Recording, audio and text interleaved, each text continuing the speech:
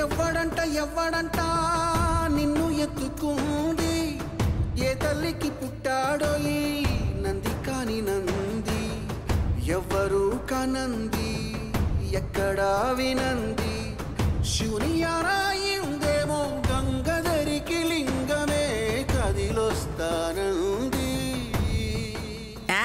చూసారా, పల్లకి మాది, మోతబరు మీది, కష్టం మీది, ఫలితం మాది. ఎలా ఉంది ఈ అనసూయ పల్లకి ఎఫెక్ట్? ఏంటి, గీతను మొయ్యడం మాకు కష్టమా? తనని నేను కనకపోవచ్చు, నేను అమ్మని కాకపోవచ్చు, కానీ ఎప్పటికీ నాకది కూతురే, నా కూతురి కంటే ఎక్కువే. అవును, దాని సుఖం కోసం, సంతోషం కోసం బడిదాకా కాదు, తిరుపతి గుడి దాకైనా మోస్తాం.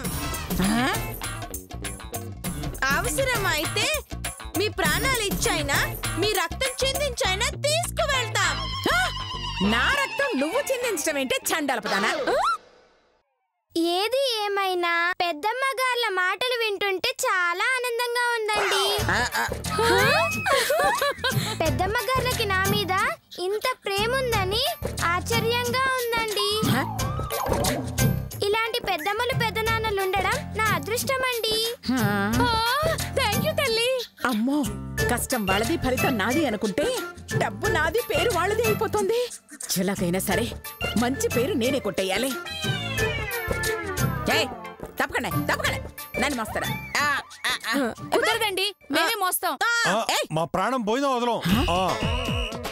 కావాలంటే మీరు నన్ను మోసుకోండి. నేను అడ్డగాడిదల్ని మొయ్యనే. అడ్డగాడిదలు మోస్తే నేను ఎక్కుతానండి. అయితే పల్లకి వదలను అంటారు. ఎస్, గీతే మా ప్రాణం, గీతే మా లోకం, గీతే మా సర్వస్వం. మా ప్రాణం పోయినా వదలం, నేనే మోస్తా. గీత గీత గీత గీత గీత గీత నేనే మోస్తా, నువ్వే గీత. నేనే మోస్తా, నేనే చస్తా, అయినా మోస్తా. గీత గీత నీ సంగతి నేను తేలుస్తాను రా.